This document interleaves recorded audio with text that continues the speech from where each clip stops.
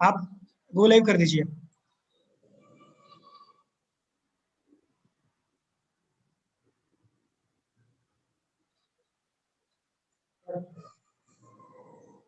प्रिय विद्यार्थियों,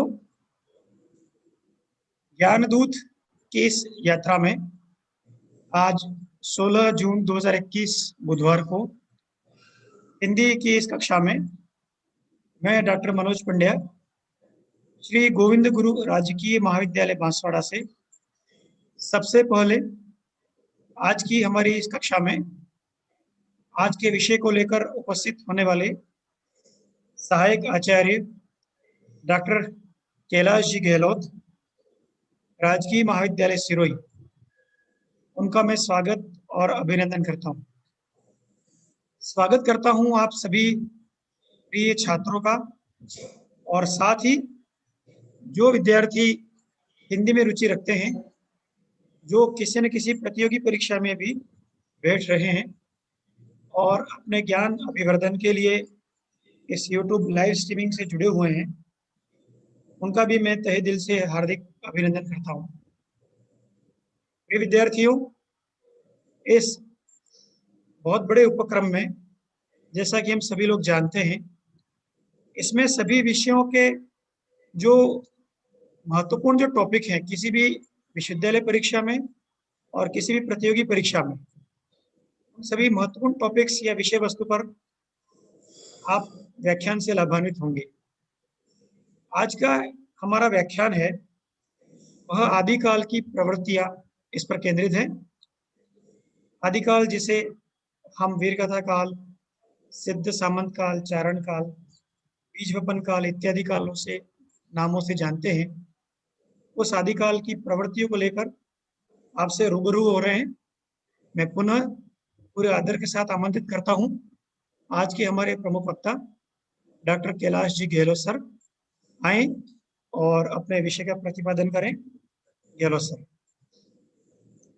धन्यवाद डॉक्टर मनोज पांड्या सर। आयुक्तालय कॉलेज शिक्षा राजस्थान जयपुर द्वारा आयोजित इस ज्ञानदूत ऑनलाइन कक्षा के हिंदी विषय की कक्षा में प्रिय विद्यार्थियों, आप सभी का पुनः स्वागत है। जैसा कि कल की जो हमारी कक्षा थी उसमें हमने आदिकाल की जो पृष्ठभूमि थी, जो परिस्थितियां थी, उस पर बात की थी और कुछ हमने उसके भाषा के स्वरूप पर भी संक्षिप्त में बात की थी। आज उसी उसी क्रम को आगे बढ़ाते हुए हम आदिकाल की जो आज का हमारा विषय है चर्चा का, बात का, आदिकाल की प्रवृत्तियां कैसे निर्धारण हुआ, प्रवृत्तियां क्या क्या रही आदिकाल की प्रमुख रूप से, कैसे उनका निर्धारण हुआ, किस प्रकार की रचनाएं रही, इन सारी चीजों पर आज हम बात करेंगे और ढांचागत रूप से आदिकाल को जो है वो हम समझने की कोशिश करेंगे कि कैसे एक आदिकाल का कलेवर जो है वो पूरा बनता है प्रवृत्तियों के आधार पर, रचनाओं के वर्गीकरण के आधार पर, उसको हम समझने की कोशिश करेंगे। जैसा कि हमने कल भी बात की थी कि बहुत सारी चीजों को लेकर आदिकाल में कोई सर्वमान्य कि जिसे सभी स्वीकार करते हो, ऐसा कुछ हमें प्राप्त नहीं हो पाता है। हमें बहुसंख्यक विद्वानों द्वारा स्वीकार की गई मान्यताओं को लेकर आगे बढ़ना होता है। आदिकाल की प्रवृत्तियों पर बात करने से पहले या आदिकाल की मुख्य विशेषताओं पर बात करने से पहले बहुत संक्षिप्त में जो है हम जो इसकी पृष्ठभूमि थी, हमने देखा था कि राजनीतिक दृष्टिकोण से, सामाजिक दृष्टिकोण से और सांस्कृतिक दृष्टिकोण से जो है वो किस प्रकार उस समय उन हालातों में जो है वो एक निराश्रित वातावरण था, बड़ा उथल पुथल, बड़ा संक्रांति का वह समय था। तो ऐसे समय में किस प्रकार की प्रवृत्तियां निर्मित हुई, किस किस दिशाओं में जो है वो साहित्य बहा, ये सारी चीजें जो है वो आज उस पर हम चर्चा करेंगे। और एक सरल तरीके से, चूंकि विभाजन करने का, विभाग बनाने का, प्रवृत्तियों के निर्धारण का सबका अपना दृष्टिकोण है। प्रत्येक विद्वान ने अपने अपने दृष्टिकोण से उन चीजों को समझने की, समझाने की और परिभाषित करने की कोशिश की है। तो हम एक सरल तरीके से जो है वो, या जैसा हम उसको एक मोटे मोटे तौर पे कैसे देख सकते हैं, कैसे समझ सकते हैं, उस आधार पर समझने की कोशिश करेंगे।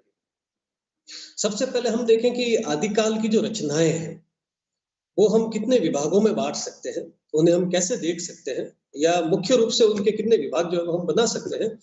उस आधार पर यदि हम देखें तो समझने के दृष्टिकोण से मोटे तौर पर हम आदिकाल की जो रचनाएं हैं या जो आदिकाल का जो साहित्य है उसे 3 विभागों में बांट सकते हैं। सबसे पहले जिसे हम लेंगे वो है अपभ्रंश का साहित्य। चूंकि अपभ्रंश जो है वो समग्र आदिकाल की भाषा है, बहुसंख्यक साहित्य रचे जाने की भाषा है। तो अपभ्रंश का साहित्य पहला विभाग अपना होगा।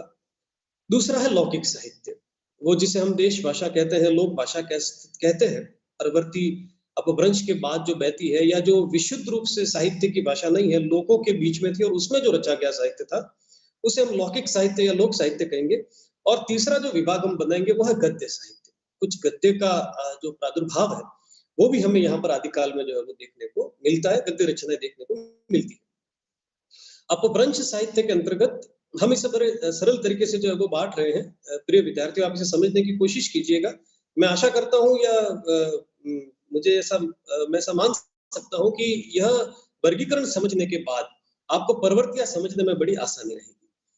जो अपभ्रंश का साहित्य है उसके अंतर्गत हम जिन्हें लेंगे, जिन कवियों को स्वीकार करेंगे या जिन धाराओं को स्वीकार करेंगे, उसमें सबसे पहले है अपभ्रंश के कवि। अपभ्रंश के कवि में सभी मिश्रित है। यहाँ जैन कवि भी है, कुछ विद्वान सिद्ध कवियों को भी इसमें स्वीकार करते हैं।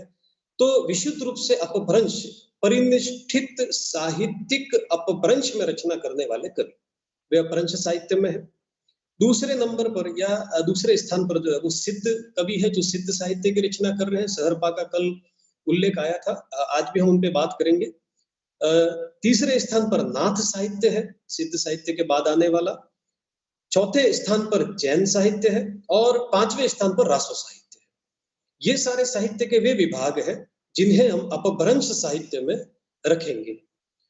दूसरे भाग में हमने जिसे लिया है लौकिक साहित्य या लोक साहित्य, उसके भीतर हम जिन साहित्यिक रचनाओं को या जिन कवियों को रखेंगे उनमें सबसे पहला नाम है कवि कल्लौल या कुशल, ढोला मारूरा दोहा के रचयिता, कवि विद्यापति, श्री केशव राव अरशद राय और अमीर खुसरो। इन सारे कवियों पर हम आगे विस्तार में भी बात करने वाले हैं। इन सभी को हम जो है वो लौकिक साहित्य या लोक साहित्य के भीतर स्वीकार करेंगे। और तीसरे जो स्थान पर हमने जिसे रखा है गद्य साहित्य, उसमें ज्योतिश्वरी ठाकुर और दामोदर शर्मा और रोड़ा जो हमारे कवि है, ये 3 मुख्य रूप से हमें मिलते हैं। इन पर भी हम आगे बात करेंगे। तो यह एक मोटे तौर पर हमने आदिकाल का जो साहित्य है उसे बांटने की कोशिश की है। सबसे पहले अपभ्रंश का साहित्य जिसमें अपभ्रंश के कवि, सिद्ध साहित्य, नाथ साहित्य, जैन साहित्य और रासो साहित्य है। फिर लोक साहित्य या लौकिक साहित्य जिसमें कुशल, विद्यापति और मुख्य रूप से अमीर खुसरो है। और फिर गद्य साहित्य जिसमें ज्योतिश्वरी ठाकुर और दामोदर शर्मा और कवि रोड़ा जैसे मुख्य रूप से कवि हमने सम्मिलित किए हैं। अब हम देखें कि इस विभाग के बाद चूंकि किसी भी काल की जो पृष्ठभूमि है वो रचनाओं के निर्माण की निर्णायक बनती है कि कवि क्या देखेगा समाज में, उसे कैसे महसूस करेगा, उन्हीं संवेदनाओं को वो अपनी रचनाओं में अभिव्यक्त करेगा। और उन रचनाओं के आधार पर प्रवृत्तियों का निर्धारण होता है कि किस प्रकार जो है किन किन प्रवृत्तियों का निर्माण जो है वो उस समय हुआ, रचनाएं कैसी थी, कवि ने अपने परिवेश को कैसे देखा, कैसे समझा, और उन रचनाओं को पढ़ने समझने के बाद किस प्रकार की प्रवृत्ति जो है वो हमारे सामने आती है, उन साहित्य में हमें किस प्रकार की प्रवृत्ति देखने को मिलती है। तो एक मोटे तौर पर आदिकालीन साहित्य को हम इस तरह से बांट सकते हैं। यह वर्गीकरण और भी तरह से किया जा सकता है। मैंने आपको पहले ही कहा है कि हम बहुसंख्यक विद्वानों द्वारा स्वीकार की हुई चीजों को लेकर आगे बढ़ रहे हैं। चलिए, अब जो आज का हमारा मुख्य विषय है, आदिकाल की जो प्रवृत्तियां या जिन्हें हम कहें कि मुख्य विशेषताएं, यह जो हमारा आदिकाल का जो हमने ये वर्गीकरण किया है साहित्य का, इसे हम पुनः विस्तार से समझेंगे आदिकाल की प्रवृत्तियों को समझने के पश्चात। क्योंकि कुछ विरोधाभास भी है अलग अलग चीजों को लेकर, तो प्रवृत्तियां समझने के पश्चात जो है वो हम इन जो अलग अलग धाराएं जो थी, सिद्ध साहित्य की, नाथ साहित्य की, जैन साहित्य की और रासो साहित्य की, इन्हें भी जो है वो हम इसके बाद में इस पर बात करेंगे, इन्हें समझने की कोशिश करेंगे। प्रमुख रूप से आदिकाल की जो प्रवृत्तियां रही या जो विशेषता रही, उसमें जो हम निर्धारण करें, सबसे पहले जो है वो हम कहें कि वीर रस की प्रधानता। जो रस स्वीकार किए गए हैं हमारे साहित्य में, मुख्य रूप से 9 रस स्वीकार किए गए हैं, उसमें वीर रस का जो है वो बड़ा प्राधान्य रहा। इसी के आधार पर आचार्य रामचंद्र शुक्ल ने जो है वो इस आदिकाल को वीर गाथा काल कहा। वे 12 मुख्य रचनाओं को, जिसका उल्लेख जो है वो पिछली कक्षाओं में डॉक्टर मनोज सर ने जो है वो किया था कि किस प्रकार वह जो है वो 12 रचनाओं के आधार पर उसे वीर गाथा काल ठहराते हैं। उसमें से हम विद्यापति की पदावली, अमीर खुसरो की कविता और बिसल देव रासो को यदि हटा दे तो शेष जो रचनाएं हैं उनको मुख्य आधार बनाकर कवि क्षमा कीजिएगा आलोचक रामचंद्र शुक्ल जो है वो उसे वीर गाथा काल ठहराते हैं। लेकिन परवर्ती विद्वानों ने जब उस पर विचार किया तो उनमें से भी बहुत सारी रचनाएं, जो 9 रचनाएं शेष रह गई थी, उनमें से भी बहुत सारी रचनाएं केवल नाम मात्र की रह गई और बाद में उसमें भी कई तरह की विसंगतियां वहां खड़ी हो गई। लेकिन चूंकि इन सारी चीजों के बावजूद भी हम जो आदिकाल की हमारी जो प्रवृत्तियां है या जो विशेषताएं हैं, उसमें पहली विशेषता के तौर पर इसे स्वीकार कर सकते हैं कि उसमें वीर रस का प्राधान्य रहा। बहुसंख्यक कवियों ने जो है वो वीरता की कविता लिखी। परमाल रासो कवि जगनिक द्वारा रचित है।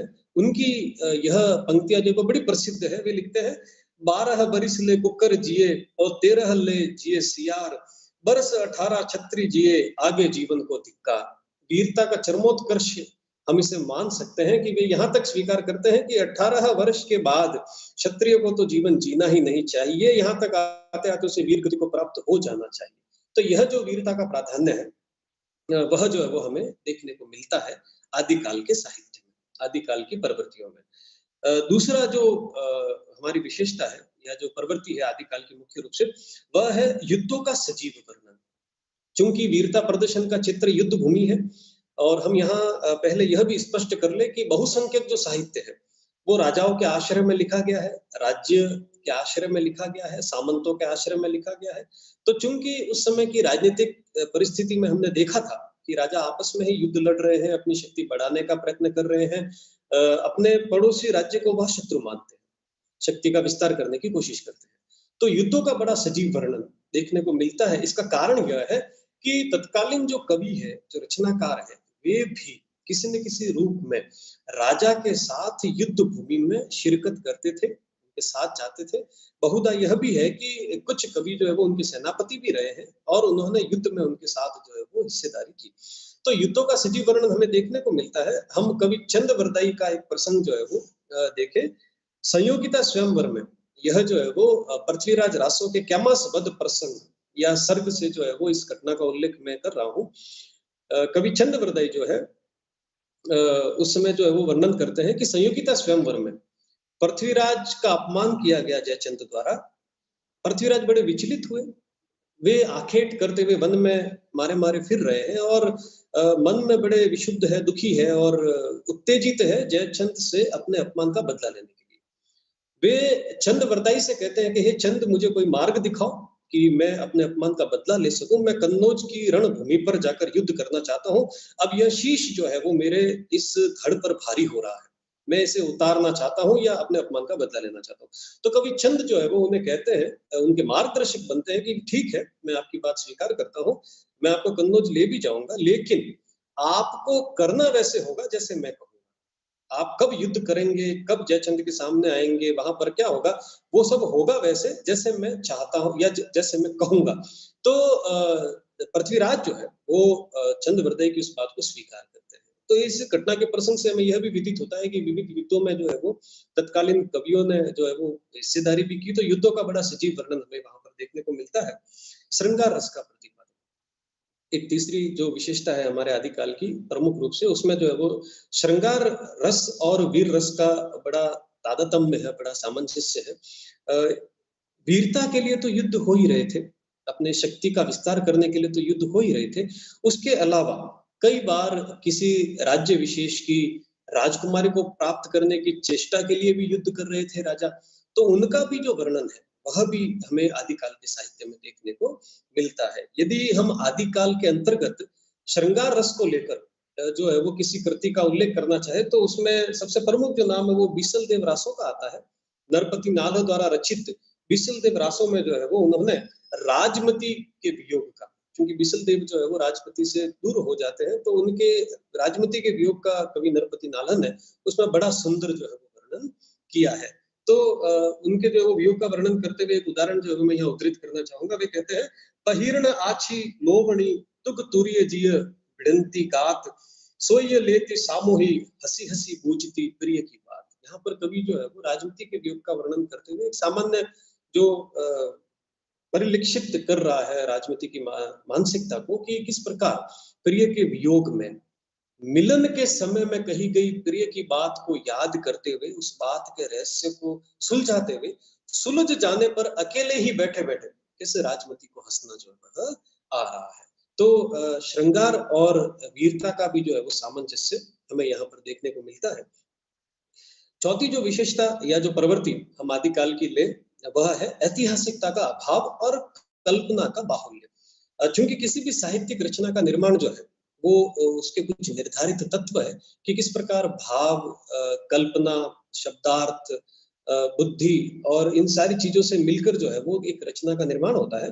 तो ऐतिहासिक दृष्टिकोण से जो हमारा आदिकालीन साहित्य है वह बड़ा कमजोर है, उसमें ऐतिहासिकता का अभाव है। इसमें मुख्य रूप से हम रासो साहित्य को मान सकते हैं। रासो साहित्य के अंतर्गत दी हुई तिथियां, घटनाएं और जो नामावलियां है वो इतिहास से किसी भी प्रकार मेल नहीं खाती है। क्योंकि हर काल विशेष में इतिहास की अपनी धारा होती है, साहित्य की अपनी धारा होती है, लेकिन ऐतिहासिकता को प्रामाणिक करने के लिए यह आवश्यक हो जाता है कि कहीं ना कहीं पे मेल खाए, एक दूसरे से मिलती हुई दिखाई दे। लेकिन रासो साहित्य में ऐसा हमें दृष्टिगोचर होता नहीं है। परिणाम स्वरूप कवि ने जो है वो इस आदिकाल के पूरे साहित्य में कल्पना का प्रयोग अधिक किया है, ऐतिहासिकता का यहाँ पर हमें अभाव देखने को मिलता है। यही वजह है कि हमारा जो रासो साहित्य है वो बहुसंख्यक साहित्य जो है वो असंदिग्ध हो जाता है या प्रश्न चिन्ह के घेरे में आकर खड़ा हो जाता है। अगली जो हमारी विशेषता है, पांचवी विशेषता या प्रवृत्ति हम जिसे कहें आदिकाल की, वह है संकुचित राष्ट्रीयता। यह हमने परिस्थितियों में भी देखा था कि एक राष्ट्रीय एकता का अभाव था। सामंत या जो राजपूत राजा उस समय थे उत्तर भारत के, वो आपस में ही युद्ध कर रहे थे। कोई भी एक केंद्रीकृत सत्ता हमें वहां पर देखने को नहीं मिल रही थी और ना ही उस तरफ जाने का कोई राजा प्रयत्न जो है वह कर रहा था। तो बिखराव था राष्ट्रीय दृष्टिकोण से। अगली जो हमारी विशेषता या प्रवृत्ति जिसे हम कहे छठी, वह है आश्रयदाताओं की प्रशंसा। चूंकि बहुसंख्यक जो हमारा साहित्य है वो राजाओं और सामंतों के आश्रय में लिखा गया है, उनके आश्रय में लिखे जाने के कारण उनकी प्रशंसा करना कवि के लिए अनिवार्य था। चूंकि राजा प्रशंसा प्रिय होते हैं तो उनकी प्रशंसा में जो है वो अधिकांश कवियों ने साहित्य जो है वो सृजन करने का या लिखने का कार्य जो है वह किया है। यह भी जो है वो हमें आदिकाल की एक प्रमुख विशेषता या प्रवृत्ति के रूप में देखने को जो है वह मिलती है। अगली जो विशेषता है हमारी वह है भाषा और प्रबंध काव्य लेखन। भाषा के तौर पर जैसा कि हम जानते हैं कि अपभ्रंश भाषा जो है वो प्रयोग में है आदिकाल के अंतर्गत। प्रबंध काव्य को जो है वो हम यहाँ पर थोड़ा समझे या देखें। प्रबंध को हम दो भागों में विभाजित करते हैं। प्रबंध या तो महाकाव्य होगा या खंड काव्य होगा। महाकाव्य में जो है वो रचनाकार किसी भी पात्र के जीवन के प्रारंभ से लेकर उसके अंत तक की घटनाओं का वर्णन करता है, उसका कलेवर बड़ा होता है। और खंड काव्य में वह उसके जीवन के किसी एक भाग विशेष की व्याख्या करता है, उसके बारे में बात करता है। तो हमें यहाँ पर आदिकाल में प्रबंध काव्य के दोनों रूप देखने को मिलते हैं। हमारे यहाँ इस काल में पृथ्वीराज राजो जैसा महाकाव्य भी है, तो संदेश रासक जैसे जो है वो खंड काव्य भी हमें देखने को मिलते हैं। भाषा के आधार पर यदि हम देखें तो डिंगल पिंगल का जो प्रयोग है, ये दोनों शब्द जो है वो आदिकाल के संदर्भ में आपने पहले भी सुने होंगे। अपभ्रंश का राजस्थानी से मेल होने पर वह डिंगल हो जाती है और ब्रज से मेल होने पर वह पिंगल हो जाती है। तो राजस्थान के जो चारण कवि है, रासो ग्रंथ का जो निर्माण करने वाले कवि है, उन्होंने डिंगल भाषा का प्रयोग जो है वो यहाँ पर किया है। आठवीं जो हमारी विशेषता या प्रवृत्ति जिसे हम माने आदिकाल की, वह है विविध छंदों और अलंकारों का प्रयोग। छंद के दृष्टिकोण से जो है वो आचार्य रामचंद्र शुक्ल को हम यहाँ उद्धृत करना चाहेंगे कि वे कहते हैं कि जैसे पहले गाथा या गाहा कहने से प्राकृत का बोध होता था, वैसे ही बाद में दोहा या दूहा कहने से अपभ्रंश का बोध होने लगा। तो हमें यह विदित होना चाहिए या स्मरण रखना है कि दोहा जो छंद है वह अपभ्रंश का सर्वाधिक प्रचलन वाला या रचनाकारों का सबसे प्रिय छंद है। दोहा छंद का प्रयोग जो है वो सर्वाधिक रूप से हमें अपभ्रंश साहित्य में देखने को जो है वह मिलता है। तो दोहा छंद का प्रयोग देखने को मिलता है और दोहा के साथ चौपाई छंद रखकर साहित्य लिखने की जो परंपरा है वो हमें सिद्ध कवि सरहपाद से ही देखने को मिल जाती है, जो कि बाद में लेखन की परंपरा लंबी परंपरा के रूप में जो है वो चलती रही। दोहा के साथ चौपाई रखकर लिखने की परंपरा। इसके साथ जो है वो अन्य अलंकारों में हम देखें तो पृथ्वीराज रासो जो है वो छंदों का अजायब घर है। बहुत सारे गाथा के साथ दोहा के साथ गाथा, पद्दरी, तोमर, तोटक, रोला, उल्लाला, साटक, कुंडलिया आदि छंदों का सर्वाधिक प्रयोग जो है वो हमें आदिकाल के साहित्य में देखने को मिलता है। एक स्वाभाविक अलंकार जो है वो हमें बड़ी आसानी से समझ में आ सकता है, अतिशयोक्ति। चूंकि अतिशयोक्तिपूर्ण वर्णन है, वीरता का वर्णन जो है वो कवियों द्वारा किया जा रहा है, राजाओं की प्रशंसा की जा रही है, तो अतिशयोक्ति अलंकार जो है वो बहुसंख्यक मात्रा में हमें इस साहित्य में देखने को मिलता है। उसके अलावा उपमा, उत्प्रेक्षा, रूपक, अनुप्रास, यमक, श्लिष्ट जैसे अलंकार भी हमें आदिकाल के साहित्य में जो है वो देखने को मिलते हैं। अब इन सारी विशेषताओं और प्रवृत्तियों के आधार पर जो है वो हम यह समझ सकते हैं कि किस प्रकार की प्रवृत्तियां या किस प्रकार की विशेषताओं को लेकर जो है वो आदिकाल आगे बढ़ रहा था। समग्र रूप से यदि हम देखें तो हमें यह समझ में आता है या हम यह देखते हैं कि वीरता और श्रृंगार का प्राचुर्य रहा है। उन दोनों को लेकर जो है वो बहुसंख्यक कवियों ने अपनी रचनाओं का निर्माण किया है। आगे हम देखें कि एक आध्यात्मिक पक्ष भी है आदिकालीन साहित्य का, लेकिन उस आध्यात्मिक पक्ष को हम समझे उससे पहले हम रासो साहित्य पर भी बात करेंगे। चूंकि हमने पहले ही विभाग इसलिए जो है वो देखे हैं क्योंकि यह विभाग जो है वो उनको समझने के लिए या उनको समझने के पश्चात आपको आदिकाल की प्रवृत्तियां और विशेषताएं और भी सरल तरीके से समझ में आ जाएगी। ये तो वे प्रवृत्तियां थी जो सामान्य रूप से या सामान्य विशेषताएं जो है वो जिसके आधार पर हम ये समझते हैं कि आदिकाल में हो क्या रहा था या कभी किस प्रकार की रचनाएं जो है वो लिख रहा था, तो किस प्रकार की प्रवृत्तियां और विशेषताएं जो है वो हमें उसमें दिखाई दे रही थी। अब हम जो है वो जो आदिकाल का जो विभाग हमने किया था अपभ्रंश के कवि, अपभ्रंश का साहित्य, लौकिक साहित्य और गद्य साहित्य, उसके आधार पर उसमें कौन कौन सी रचनाएं प्रमुख रही, उसके प्रमुख कवि कौन कौन से थे, हर साहित्य की कुछ अपनी प्रमुख विशेषताएं क्या थी, उसके आधार पर भी आदिकाल की प्रमुख विशेषताओं और प्रवृत्तियों को समझने का प्रयत्न करेंगे। इन दोनों को जोड़कर जो है वो आदिकाल को समग्र रूप से हम जो है वो समझ सकते हैं या एक पूर्ण रूप से हम जो है वो समझ सकते हैं। तो इन कुछ प्राथमिक विशेषताओं और प्रवृत्तियों के पश्चात हम देखें तो हम जिस दृष्टिकोण से इसे समझेंगे उसमें जो है वो हम देखें कि आदिकाल की जो साहित्यिक सामग्री है उसका हम वर्गीकरण कैसे करें। प्रिय विद्यार्थियों, मेरा आपसे आग्रह रहेगा कि हो सकता है कुछ आपको ये जटिल सा लगे, लेकिन फिर भी आप कोशिश कीजिएगा कि एक मोटे तौर पर ये सारा विभाजन, ये सारा समेकित जो हम देख रहे हैं, समझ रहे हैं, वो आपको समझ में आ सके या एक जिसको हम कहें कि हम रेखांकित कर सके, कुछ नामों से परिचित हो जाए, प्रमुख विशेषताओं से परिचित हो जाए, ताकि हमारे मस्तिष्क में एक चित्र जो है वो स्पष्ट हो जाए कि आदिकाल ऐसा था, आदिकाल में ये चल रहा था, उसकी प्रवृत्तियां ऐसी थी और ये साहित्य के विभाग और इन रचनाकारों ने उसमें जो है वो मुख्य रूप से साहित्य सर्जन किया है। इन सारी चीजों को समझाने के पीछे मेरा उद्देश्य यही है। तो हम देखें कि इन सारी विशेषताओं के पश्चात सबसे पहले जो हम नया शीर्षक अभी लेंगे वह है आदिकालीन साहित्य की सामग्री का वर्गीकरण। देखिए, आप समझने की कोशिश कीजिएगा कि आदिकाल में जो भी हमें जो साहित्यिक सामग्री प्राप्त होती है उसका वर्गीकरण कैसे करें। तो दो आधार है हमारे पास। सबसे पहला जो आधार है वह है प्रामाणिकता के आधार पर, किसे हम संदिग्ध माने, प्रामाणिक अप्रामाणिक माने और किसे असंदिग्ध माने अर्थात प्रामाणिक माने। और दूसरा जो हमारा आधार बनेगा वह संरक्षण के आधार पर, वो कौन सा साहित्य था आदिकाल का जिसे संरक्षण प्राप्त हुआ और वो कौन सा साहित्य था जिसे संरक्षण सीधे सीधे प्राप्त नहीं हुआ, जो लोक धारा में जीवित रहा। तो देखिए, इसको आप समझने की थोड़ी कोशिश कीजिएगा। सबसे पहले जो हम लेते हैं प्रामाणिकता के आधार पर हमारा आदिकाल का साहित्य दो भागों में विभक्त है। सबसे पहले संदिग्ध और दूसरा असंदिग्ध। संदिग्ध में जैसा कि हमें विदित है, सबसे ऊपर हम जिसे रख सकते हैं वो है हमारा रासो साहित्य।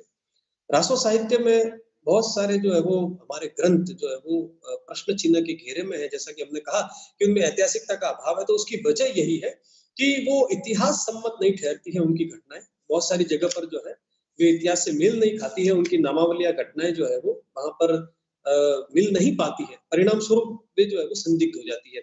तो हम पृथ्वीराज रासो पर यहाँ पर बात करेंगे कि पृथ्वीराज रासो वह कृति है जिसको बहुत सारे विद्वानों ने जो है वो प्रामाणिक माना है। कुछ विद्वान ऐसे हैं जो उसे अप्रमाणिक मानते हैं और कुछ विद्वान ऐसे हैं जो उसे अर्ध प्रमाणिक मानते हैं। कहते हैं कि ठीक है, आधा उसमें सही है और आधा जो है वो हम स्वीकार नहीं करते हैं। यहाँ पर हम एक अवधारणा या एक जो पक्ष है इस सारी बातों का, वो यह भी समझ ले कि बहुत सारे जो रासो ग्रंथ है उनमें प्रक्षिप्तीकरण, मूल कथ्य के साथ छेड़छाड़ दिखाई देती है। पृथ्वीराज रासो के साथ भी यही है। बहुसंख्यक विद्वान इस बात को स्वीकार करते हैं कि उस ग्रंथ का जो निर्माण शुरू किया चंद वरदाई ने, वे पूर्ण नहीं कर पाए थे। उनके पुत्र जलहण ने उसे पूरा किया और सिद्ध करने की कोशिश करते हैं कि उसका पूर्वार्ध का रूप और उत्तरार्ध का रूप, उसमें भाषा, शैली, लेखन की तकनीक, उसमें बड़ा अंतर है। इसलिए जो है वो कई तरह के सवाल वहां पर खड़े हो जाते हैं। चूंकि पृथ्वीराज रासो जो है वो हमारे संपूर्ण आदिकाल का एक महत्वपूर्ण भाग है, तो हम इस पर बात करेंगे कि उसको जो प्रमाणिक मानने वाले विद्वान है उसमें Shyam Sundar Das, George Grierson, Colonel Tod, Mohanlal Vishnulal Pandya, Mishra Bandhu और नगेंद्र के नाम प्रमुख है। वे विद्वान जो उसे अप्रामाणिक मानते हैं उनमें डॉक्टर बुलर, मोतीलाल मेनारिया, मुंशी देवी प्रसाद, आचार्य रामचंद्र शुक्ल, गौरी शंकर हीराचंद ओझा राजस्थान के इतिहासकार और कवि राजा श्यामल दास जो है वो प्रमुख है। और वे विद्वान जो इसे अर्ध प्रमाणिक मानते हैं उनमें आचार्य हजारी प्रसाद द्विवेदी, सुनीति कुमार चटर्जी और मुनि जिन विजय का नाम प्रमुख है। पृथ्वीराज रासो के आधार पर और इन विद्वानों के विभाजन के आधार पर हम यह समझने की जो है वो कोशिश कर सकते हैं कि किस प्रकार आदिकाल के साहित्य को जो है वो संदिग्ध और असंदिग्ध के घेरे में से निकालने में भी एक बड़ी समस्या जो है वो रही है। आदिकाल के अध्ययन की भी यह एक बड़ी समस्या है कि यहाँ पर सामग्री के प्रामाणिक और अप्रामाणिक होने में बड़ा जो है वो बड़ी मुश्किल हो जाती है कई बार कि इसे हम कौन सी श्रेणी में स्वीकार करें। दूसरी जो हमारी प्रामाणिकता के आधार पर का जो दूसरा जो हमारा बिंदु वो है असंदिग्ध। इसमें अपभ्रंश और जैन साहित्य आता है। अपभ्रंश और जैन साहित्य वह साहित्य है जिसे राज्याश्रय मिला, जैन साहित्य को व्यापारियों का भी आश्रय मिला। परिणाम स्वरूप यह जो है वो उचित रूप में उपलब्ध रहा और इसका संरक्षण भी हुआ और ये संदिग्ध नहीं है, संदिग्धता के घेरे से बाहर है। दूसरा हम देखें कि संरक्षण के आधार पर, पहला हमने देखा प्रामाणिकता के आधार पर जिसमें संदिग्ध और असंदिग्ध, दूसरा है हमारा संरक्षण के आधार पर, इसमें वापस पुनः पहले नंबर पर वही है। जैन भंडारों में सुरक्षित परिनिष्ठित साहित्यिक अपभ्रंश की रचनाएं जो है वो जो संरक्षण में रही और दूसरी भी रचनाएं थी जो लोक परंपरा के संरक्षण में। यह एक बड़े हम कहें कि मोटे तौर पर हमने इसको समझने की कोशिश की है कि आदिकाल की जो साहित्य की सामग्री है वो प्रामाणिकता के आधार पर संदिग्ध और असंदिग्ध में विभाजित है और संरक्षण के आधार पर एक वे साहित्य जो राज्याश्रय में सुरक्षित रहा, व्यापारियों के पास सुरक्षित रहा या जिसे संरक्षण मिला, दूसरा वह जिसे सीधे संरक्षण नहीं मिला, जो लोक की बहती हुई धारा में जीवित रहा, चाहे गेय पदों में जीवित रहा, जिसे हो सकता है कि लेखन के पूर्ण रूप में भी जो है वो कहीं पर अवसर संरक्षित होने का अवसर जो है वो नहीं मिल पाया। तो इन सारी चीजों को लेकर जो है वो ये वर्गीकरण इस प्रकार से हम इस पर जो है वो विचार कर सकते हैं। रासो ग्रंथों की जो परंपरा है उसमें भी जो है वो आगे जाकर हमें दो तरह की परंपरा प्राप्त होती है। जैसे कि हमने जो है वो रासो ग्रंथों को जो है वो प्रामाणिकता के आधार पर संदिग्ध में रखा है। अब यह आगे जाकर रासो ग्रंथ भी जो है वो दो परंपराओं में विभक्त होते हैं। उसमें जो पहली परंपरा है वह है साहित्यिक पठित रूप की परंपरा, कि वे रासो ग्रंथ जो विशुद्ध रूप से जो है वो साहित्यिक अपभ्रंश में लिखे गए हैं और पठित रूप में लिखे गए हैं। इसमें जो है वो हम संदेश रासक जैसे रासक ग्रंथों को रख सकते हैं। दूसरे वे ग्रंथ है जो केवल गेय पद्धति में लिखे गए, गाने के दृष्टिकोण से, जो विशुद्ध रूप से साहित्यिक भाषा में नहीं है। उसमें बीसल देव रासो, भरतेश्वर बाहुबली रासक, ऐसे ग्रंथों को हम रख सकते हैं। मैं प्यारे विद्यार्थियों आपसे पुनः आग्रह कर रहा हूं कि हम एक बड़े बृहत्तर रूप में इन सारी चीजों को समझने की कोशिश कर रहे हैं। चूंकि आदिकाल की सारी चीजें जो है वो आपको संक्षिप्त रूप से थोड़ा थोड़ा परिचय सबका प्राप्त हो जाए, इसलिए आप कोशिश करना इन सारी चीजों को समझने की। मैं संक्षिप्त में दोहरा देता हूँ वापस कि आदिकाल की जितनी भी साहित्यिक सामग्री है उसे हमने दो भागों में बांटा है। प्रामाणिकता के आधार पर जिसमें एक संदिग्ध है, एक असंदिग्ध है। दूसरा संरक्षण के आधार पर जिसमें पहला वे साहित्य है जिसको संरक्षण मिला, जिसमें जैन साहित्य है, अपभ्रंश का साहित्य है। दूसरा जिसे संरक्षण नहीं मिला, जिसमें मुख्य रूप से जो है वो लोक साहित्य है। फिर हमने देखा कि जो संदिग्ध साहित्य, रासो साहित्य, उसमें भी रासो की दो परंपराएं मिलती है। एक साहित्यिक परंपरा जिसमें संदेश रासक जैसे ग्रंथ है और दूसरा गेय रासो की परंपरा जिसमें ये अपने बिसल देव रासो और भरतेश्वर बाहुबली रास जैसे ग्रंथ हमें जो है वो देखने को मिलते हैं। अब आगे हम संक्षिप्त में जो है वो बात करें जैन साहित्य, सिद्ध साहित्य और नाथ साहित्य की, तो सबसे पहले हम लेंगे जैन साहित्य। यदि आपको यह पूछ लिया जाए कि आदिकाल का वह कौन सा साहित्य है जो सर्वाधिक सुरक्षित है, असंदिग्ध है और व्यवस्थित रूप से प्राप्त होता है, तो वह जो है वो जैन कवियों का साहित्य है, जो हमें व्यवस्थित रूप से जो है वो प्राप्त होता है। उसका हम संक्षिप्त जो है वो परिचय प्राप्त करते हैं कि आदिकाल की जितनी भी रचनाएं हैं, उसमें जैन काव्य ही ऐसा काव्य है जो प्रामाणिक है। एक बहुत महत्वपूर्ण बात यहाँ पर हम यह भी स्पष्ट कर ले कि जैन साहित्य के अंतर्गत जो राम कथा लिखी गई, उससे पौम चरयू के नाम से, और जो कृष्ण कथा लिखी गई उसे हरिवंश पुराण के नाम से जाना जाता है। एक मत जैन साहित्य या जैन जो रचनाएं हैं, उनके आधार पर हम जो है वो याद रख सकते हैं। चंद्रधर शर्मा गुलेरी कहते हैं कि हिंदू कवियों की अपेक्षा जैन कवियों ने इतिहास की रक्षा करने में अधिक महत्वपूर्ण भूमिका निभाई है, या इसके प्रति वह अधिक सचेत जो है वह रहे हैं। जो प्रमुख जैन कवि हमें इस काल में मिलते हैं, सबसे पहले जो है वो हम नाम लेना चाहेंगे देवसेन का। श्रावकाचार उनकी बड़ी प्रमुख रचना है। इसमें 250 दोहों में श्रावक धर्म, जैन धर्म के जो अनुयायी है वो अपने श्रावक धर्म का निर्वहन कैसे करें, उसका वर्णन हमें देखने को मिलता है। और कवि देवसेन द्वारा रचित यह श्रावकाचार जो ग्रंथ है, उसे हिंदी का प्रथम काव्य ग्रंथ जो है वो स्वीकार किया गया है। आप ये भी श्रेणी ध्यान रखिएगा, हिंदी का पहला ग्रंथ होना, हिंदी का पहला काव्य ग्रंथ होना, या किसी भाषा विशेष में या किसी वर्ग विशेष में पहला ग्रंथ होना, ये सारी चीजें अलग अलग है। तो देवसेन द्वारा जो रचित यह श्रावकाचार ग्रंथ है, ये हिंदी का प्रथम काव्य ग्रंथ जो है वो स्वीकार विद्वानों ने किया है। मैं पुनः दोहराना चाहूंगा, अलग अलग विद्वानों के संबंध में अलग अलग मत हमें देखने को मिलते हैं, हम सर्वमान्य मत की बात यहाँ पर कर रहे हैं। शालिभद्र सूरि द्वारा रचित भरतेश्वर बाहुबली रास जैन साहित्य की प्रमुख रचना है। डॉक्टर गणपति चंद्रगुप्त इसे जो है वो हिंदी साहित्य की पहली रचना के रूप में स्वीकार करते हैं। इसमें भरतेश्वर और बाहुबली दोनों दो भाई है, उनके चरित्र का जो है वो इसमें वर्णन किया गया है। चरित्र काव्य भी हमें जैन साहित्य में देखने को मिलता है, जिसमें किसी के चरित्र को लेकर जो है वो बात की जाती है। और एक कवि आसगु, जिनकी प्रसिद्ध रचना है चंदन बाला रास, इसमें जो है वो यह एक लघु खंड काव्य है, और इस कवि आसगु ने इसमें राजस्थान के जालोर जिले का वर्णन जो है वह किया है। तो ये जैन कवियों का जो है वो कुछ प्रमुख कवियों का हमने संक्षिप्त परिचय और उनकी जो है वो रचनाओं का संक्षिप्त परिचय प्राप्त किया है। अब अगले जो हमारा भाग है इसमें सिद्ध साहित्य, उसका जो है वो संक्षिप्त परिचय हम देखें। सिद्ध साहित्य का उल्लेख कल भी आया था कि राहुल संस्कृतायन जो है वो हिंदी साहित्य का प्रस्थान बिंदु जो है वो सिद्धों से लेते हैं। तो प्रमुख जो हमारे सिद्ध कवि है, अच्छा यहाँ पर एक बात यहाँ यह भी स्पष्ट कर ले कि सिद्ध होने के लिए कवि होना अनिवार्य था, कि वह रचना कर सके, जनता के बीच अपनी बात को रख सके। यह एक विशेषता सिद्धों के साथ जुड़ी हुई है। सरहपा के जो है वो बहुत सारे नाम हमें दिखाई मिलते हैं इतिहास में। सरहपा, सरहपाद, सरोरूहपाद, सरोज वज्र और राहुल वज्र, ये सारे नाम एक ही विद्वान के हैं। इनकी जो रचनाएं हैं वह दोहा कोश के नाम से जानी जाती है, और चर्या गीतों की भी रचना इन्होंने की है। चर्या गीत एक पारिभाषिक शब्द है जो सिद्ध साहित्य के अंतर्गत हमें देखने को मिलता है। साधनावस्था के दौरान सिद्ध जब साधना में बैठे हैं, समाधि में बैठे हैं, उस समाधि अवस्था में बैठने के दौरान उनके मुख से जो वाणी निकलती है, उसे जो है वो चर्या पद या चर्या गीतों के रूप में हम जानते हैं। दोहा कोश का संपादन राहुल संस्कृतायन ने किया है, उनकी भाषा को भी संपादित करते हैं। इसमें जिस भाषा का प्रयोग किया गया है उसे हम संधा या संध्या भाषा के नाम से जानते हैं। और सरहपा के इस दोहा कोश में उलट बासियों का प्रयोग भी हमें देखने को मिलता है। यहाँ हम सिद्ध साहित्य का संबंध सीधा सीधा कबीरदास जी से जोड़ सकते हैं। कबीरदास जी उलट बासियों का प्रयोग करते हैं, बरसे कंबल भीजे पानी। तो उनके काव्य में या उनकी काव्य की जो विशेषता है, उसमें प्रमुख विशेषता यह भी है कि उनके काव्य पर सिद्धों और नाथों का प्रभाव जो है वो हमें देखने को मिलता है। दूसरे जो प्रमुख कवि है सिद्ध साहित्य के, वे है शबरपा। इन्होंने भी चर्या पदों की रचना की है, और इनकी जो रचनाएं हैं उसकी विशेषता यह है कि दोहा कोशों की जो रचना है वह परिनिष्ठित अपभ्रंश नहीं है, वह अवहट्ट है।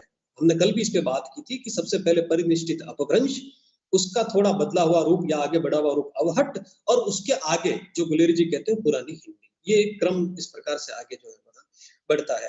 आगे आते हैं हम नाथ साहित्य की तरफ।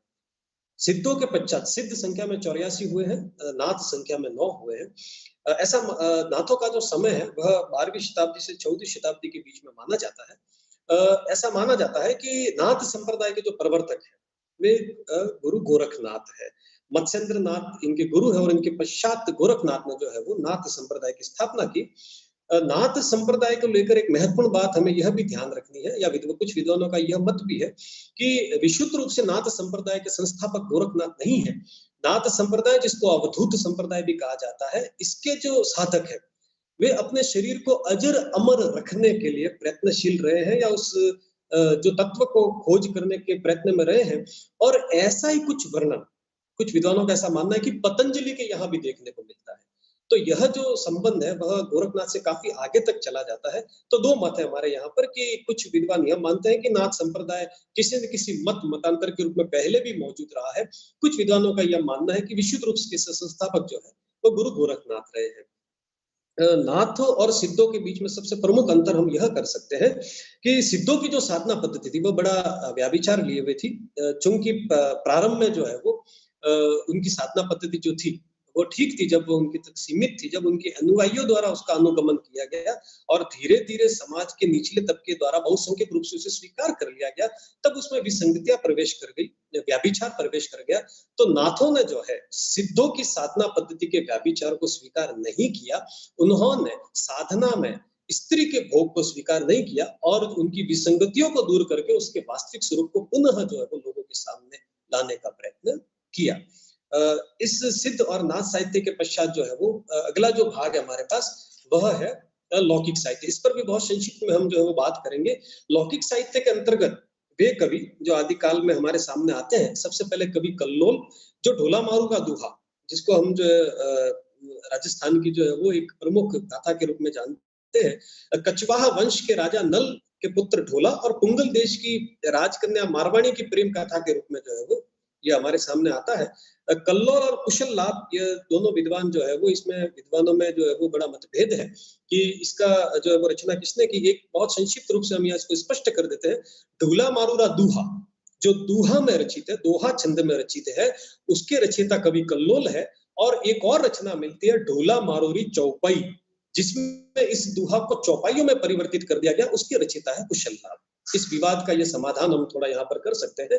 तो इस प्रकार यह मिलते हैं। कवि विद्यापति की कीर्ति लता कीर्ति पताका और उनकी जो पदावली है वह इसमें मिलती है, क्योंकि वो लोक में जीवित रही। और अमीर खुसरो, जो कि जो है वो खड़ी बोली में लिखने वाले आदिकाल के प्रथम मुस्लिम कवि है, उन्हें भी हम जो है वो इस लोक साहित्य में जो है वो स्वीकार कर सकते हैं। और सबसे अंत में जो है वो हमारा आदिकाल का जो गद्य साहित्य है, गद्य का भी जो है वो प्रादुर्भाव या उसका कुछ रूप में आदिकाल में देखने को मिलता है, जिसमें कवि रोड़ा जो है वो उनकी राउल बेली या राउल बेल नामक रचना, दामोदर शर्मा की उक्ति व्यक्ति प्रकरण और ज्योतिश्वरी ठाकुर की वर्ण रत्नाकर नामक रचना भी जो है वो देखने को मिलती है। इन सारे विमर्श के पश्चात प्रिय विद्यार्थियों, मैं आपसे ये कहना चाहूंगा कि एक बड़े विस्तार लिए हुए कलेवर को या एक बहुत बृहद काल को बहुत ही छोटे रूप में हमने इसको देखने समझने की कोशिश की है, जिसमें हमने देखा कि आदिकाल की प्रवृत्तियां क्या थी, उसकी प्रमुख विशेषताएं क्या थी,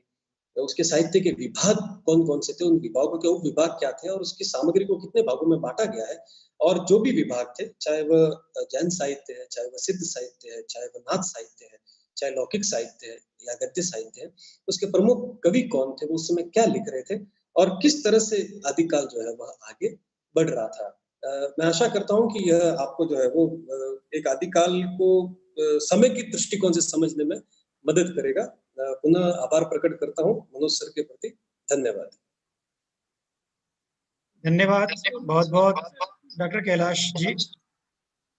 आपने अपने बहुत कम समय में आदिकाल के विस्तृत फलक को बहुत सारगर्भित और समेकित रूप से सभी छात्रों के सम्मुख प्रस्तुत किया।